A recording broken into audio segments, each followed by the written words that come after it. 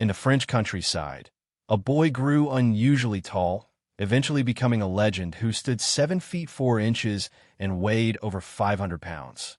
Andre the Giant moved through the world like a force of nature, loved by millions yet deeply alone.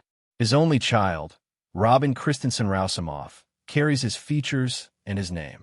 Yet she stands 6 feet tall and has walked a path far different from his. How did the daughter of the eighth wonder of the world grow up in his shadow without ever truly knowing him? Andre René Roussimoff entered the world on May 19, 1946, in a small village near Colomiers, France.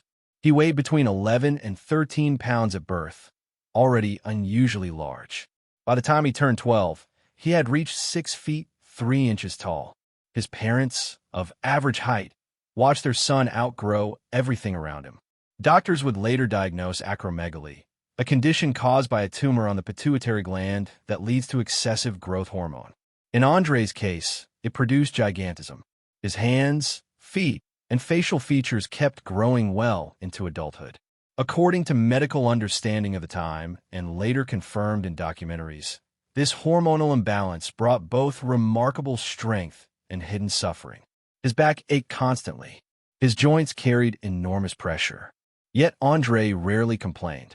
He left school young and worked on farms, where his size made him valuable for heavy labor. Wrestling called to him in his late teens. He trained in Europe, then traveled to Japan, where promoters billed him as Monster Roussimoff. By the 1970s, he had arrived in North America and become Andre the Giant. Fans marveled at the man who could drink incredible amounts of wine, yet still perform in the ring. Behind the spectacle, though, the pain never left. What must it have been like to live in a body that the world celebrated, but that slowly betrayed you? Andre became one of the most recognizable figures in sports entertainment, appearing in The Princess Bride as the gentle giant Fezzik. He formed friendships with actors like Cary Elwes, who later spoke warmly of his kindness. But the road kept him away from home for hundreds of days each year. His story raises an important question for all of us. How do we truly connect with someone whose life seems larger than life itself? What parts of Andre's early years shaped the distant father Robin would know? Andre met Jean Christensen, a woman working in wrestling publicity, around 1972 or 1973. Their relationship was never straightforward. They were never formally married, though some early reports suggested otherwise.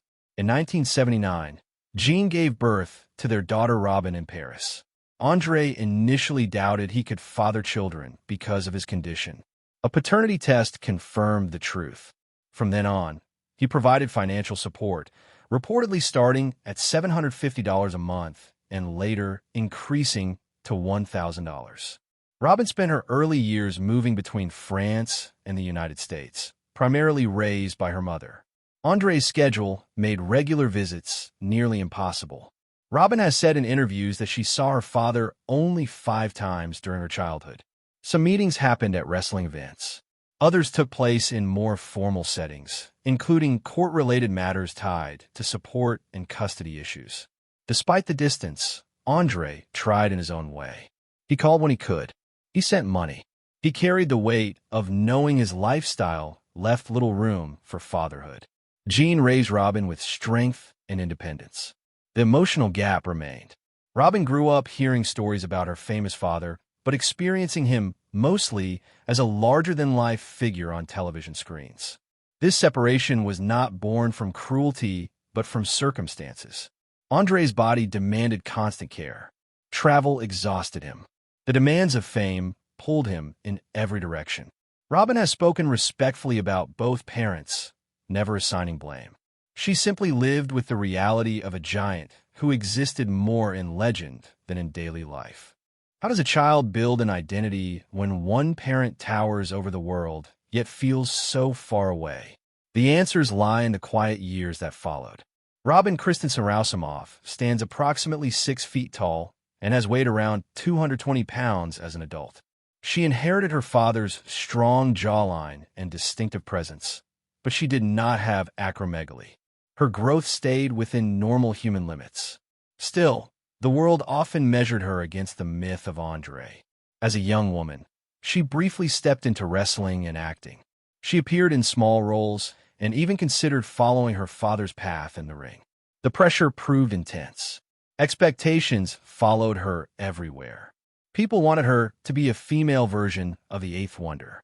Robin chose a different direction. She stepped back from the spotlight and focused on building a private life.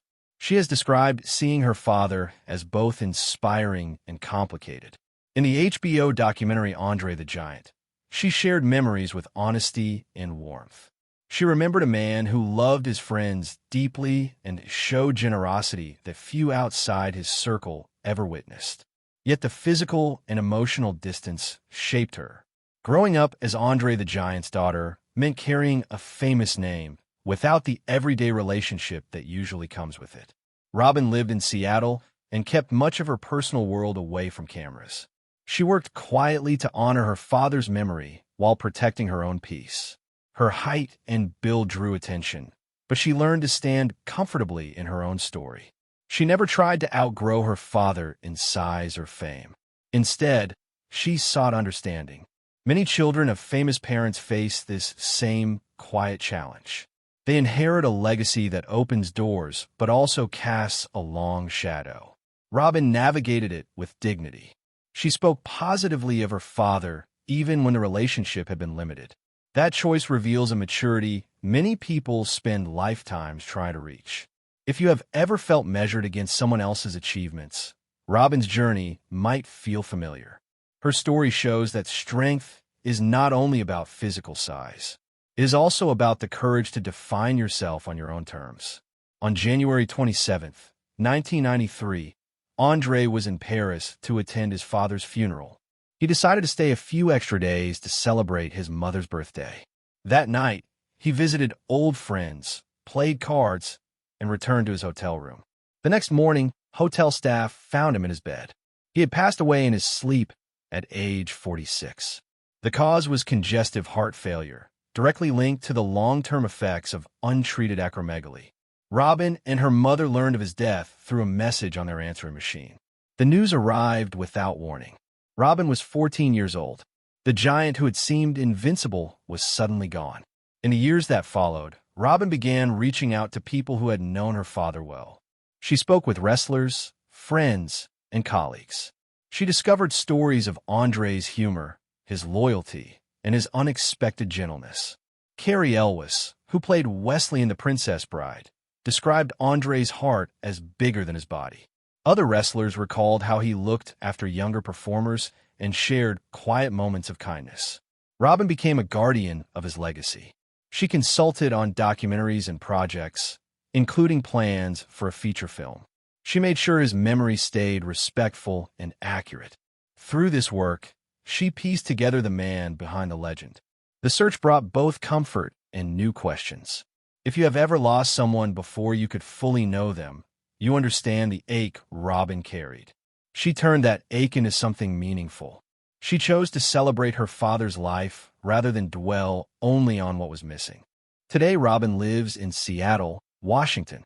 She continues to protect and share her father's story with care. She has appeared in documentaries and worked behind the scenes on tributes that honor Andre's contributions to wrestling and film. She inherited his estate and has received ongoing support from his merchandise and licensing, allowing her to focus on meaningful projects. Robin never sought to become bigger than her father in fame or physical presence. Instead, she carries something quieter and perhaps more lasting: his resilience, his sense of loyalty, and his ability to face challenges with dignity. She has spoken about the importance of remembering Andre as a complete person, not just a spectacle. Her journey reminds us that legacies are not only about what someone achieved in public. They're also about the private lessons passed down, even across distance and time. Robin turned a complicated inheritance into a source of quiet strength. She built a life defined by her own choices while still holding space for her father's memory. Andre the Giant's story is one of extraordinary size and hidden struggle. Robin's story shows what comes after the spotlight fades. It is a story of understanding, healing, and choosing how to carry forward what matters most.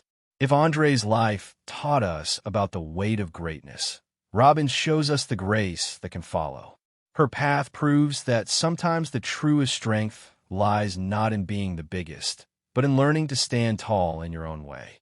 If this story touched something in your own experience with family, distance, or complicated legacies, consider sharing your thoughts below. Which part of Andre or Robin's journey stayed with you the most? For more stories that look beyond the headlines into the real lives of legendary figures, make sure you subscribe and turn on notifications. We explore these human stories with care and honesty every week.